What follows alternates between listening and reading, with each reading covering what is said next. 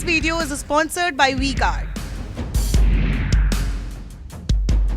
Okay Alka Lamba, Telangana को लेकर आपका असेसमेंट, आपका दावा क्या है? माना तो यही जा रहा है इस बार कांटे की टक्कर है, कांग्रेस एक तरफ है और दूसरी तरफ बीआरएस और एआईएमआईएम है, बीजेपी मुकाबले में नहीं है, लेकिन कहीं वोट कटुआ जरूर बन सकती है।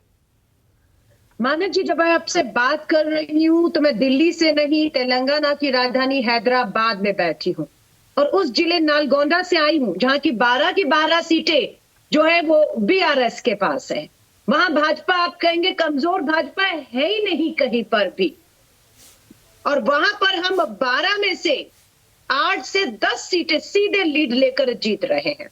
कोई दो राय नहीं, कांग्रेस सीधे टक्कर दे रही है उस बीआरएस को जो बीजेपी एआईएमआईएम के साथ मिलकर, ये तिगड़ी कहते ना, 3 तिगाड़ा काम बिगाड़ा, इस तिगड़ी ने तेलंगाना के भविष्य को ताक पर रखा।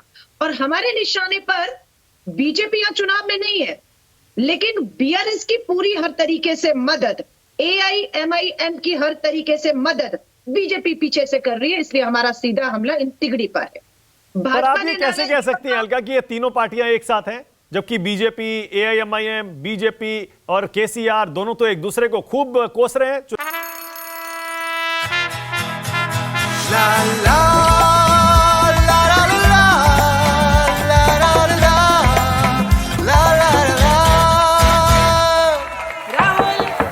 राहुल तन के साथ मन को जगाओ वी-गार्ड वाटर हीटर्स के संग।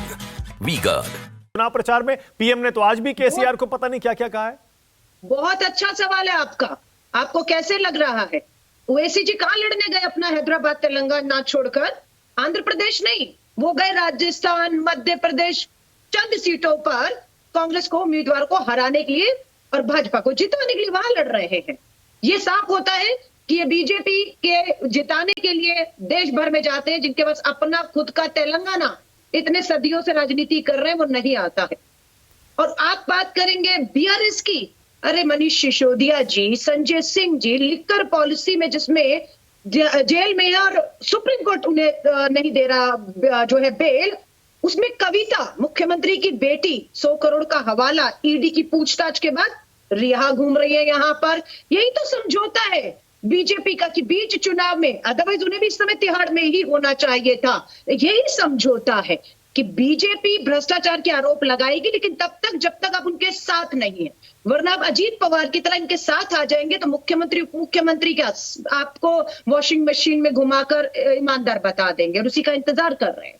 लेकिन हम पूर्ण बहुमत की सरकार बना रहे हैं। कर्नाटका, आपने कहा भाजपा का नारा क्या था मानव जी?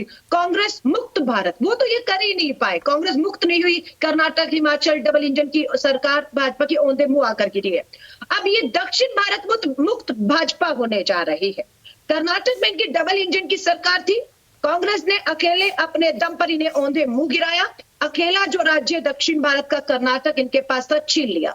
अब पूरा जो दक्षिण भारत है वो भाजपा मुक्त हो चुका है। इंडिया की जीत होगी। जो नारा है, जुड़ेगा भारत, केरला जुड़ गया, लेफ्ट हमारे साथ है, तमिलनाडु जुड़ गया, डीएमके हमारे साथ है। आप कर्नाटका हमारी सरकार है, तेलंगाना 3 तारीख को बनाने जा रहे हैं। सिर्फ एक आंध्रा को छोड़ देंगे जो आज भाजपा के साथ दिख रहा है, लेकिन उन 24 में आंध्रा में भी वीएसआर जो है जगन मोहन रेड्डी का बुरी तरह सफाया होगा, क्योंकि जो भाजपा का एंटी इनकम्बेंसी और दक्षिण भारत नकार रहा है, उसका नुकसान आंध्र प्रदेश में अलका, आप जो भी कह रही थी ना, पड़ेगा। आप जो भी कह रही थी कि ये तीनों पार्टियां हमारे खिलाफ एकजुट हो गई हैं तेलंगाना में, उसमें एक एक करके तीनों हंस रहे थे। मैं संजय जी को उसमें नहीं लूंगा, संजय जी और मैं भी मुस्कुरा रहे थे, लेकिन हमारे मुस्कुराने की दूसरी वजह थी। ये आसिम वकार हम मुस्कुरा रहे थे, महेश बिगाला मुस्कुरा रहे थे, आरपी सिंह मुस्कुरा रहे थे।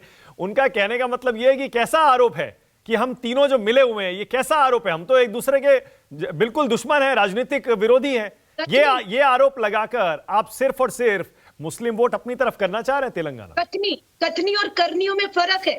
ये जो कह रहे हैं उसके मुताबिक यहाँ कर नहीं रहे। मैं जमीन पर हूँ, पूरी पार्टी जमीन पर है। बात कर रही तो खरगे जी एक जगह बोल रहे हैं, दूसरी तरफ प्रियंका जी और राहुल जी की सभाएं चल रही हैं, और ये बोल रहे हैं स्थानीय नेता नहीं है। नाम नोट करिए, रेवंत रेड्डी सांसद है, प्रदेश अध्यक्ष है, सबसे लोकप्रिय नेता है। उनका सैलाब देखिए कैसे उड़ रहा है।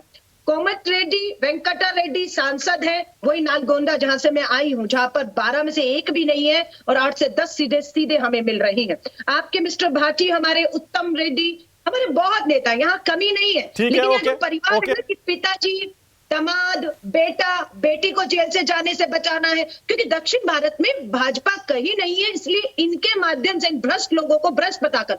आपको पता है, हम लोग गए थे वहां पर लड़ने के लिए, नॉर्थ ईस्ट का हमारा जो राज्य है, वहां पर भी वहां के जो है मुख्यमंत्री को बहुत भ्रष्ट बताया था इन्होंने, त्रिपुरा में, और एक जगह और हुआ था चुनाव, आपको मालूम है, और बाद में उनके साथ बैठकर सरकार बनाकर आया Amit Shah ji. Okay, all right. है ना? पहले आसिम वकार, महेश बिगाला और आरपी सिंह, अभी आ रहा हूं आपके पास। आसिम वकार, सबसे ज्यादा आप ही मुस्कुरा रहे थे। आरपी सिंह जी आ रहा हूं, उसके बाद आ रहा हूं। तेलंगाना, अच्छा जल्दी छोटी सी टिप्पणी आरपी सिंह जी बहुत बेताब है। हाँ बोलिए आरपी सिंह जी, छोटी सी टिप्पणी, उसके बाद जा रहा हूं आगे। अलका मेरी छोटी बहन है, जो इंडिया अलायंस की बात कर रही थी, उसका साथ साथ मेरी बहन संजय सिंह और सऊदिया और इन सबकी जेल की गाथा भी गा रही थी। ये सब लगता कैसा अलायंस है। एक तरफ आप खुश भी होते हैं कि ये लोग जेल में भ्रष्टाचारी लोग, और दूसरी तरफ इंडिया अलायंस की बात भी करते हैं। आरपी सिंह जी, अब देखिए आपने क्योंकि बात शुरू की है तो मुझे आपसे पूछना पड़ेगा, अलका ने क्या गलत कहा बताइए? क्या बीआरएस ने आपको सपोर्ट नहीं किया तमाम मुद्दों पर संसद के अंदर? बताइए, धारा 370 पर सपोर्ट नहीं किया, तमाम बिल लाने में संसद में सपोर्ट नहीं किया बीआरएस ने आपको? मैं उत्तर देता हूं। हाँ दीजिए। मैंने कहा, आपने मेरी बात पकड़ी नहीं। जो मैंने कहा कि अलका लांबा जी एक ही सेंटेंस के अंदर संजय सिंह, मनीष सिसोदिया और सुंदर जैन के जेल में जाने खुशी की बात करती है, उसको मानती भी है, और दूसरी तरफ कहती है कि नहीं इंडिया अलायंस जीतेगा। वो मैं समझ गया आपकी बात। इंडिया अलायंस यही तो देखना है। वो पॉइंट टेकन, आपका पॉइंट ले लिया मैंने, अभी अलका से जवाब लूंगा, लेकिन आपने मेरा जवाब नहीं दिया। बीआरएस और आपके बीच दोस्ती रही है पहले, मान लीजिए ना, इसमें दिक्कत क्या है? नहीं, दोस्ती, सुनिए, दोस्ती तो बीआरएस और कांग्रेस के बीच में ही रहेगी, मैं 10 चीजें करा दूंगा, परंतु देश हित में कोई विषय हो, धारा 370 का विषय हो, तो उसमें तो आम आदमी पार्टी ने भी समर्थन दिया था। उसमें क्या है? ठीक है, आम आदमी पार्टी ने भी समर्थन दिया था, जिसको इंडिया अलायंस का हिस्सा मानते हैं। Okay. This video is sponsored by WeGuard.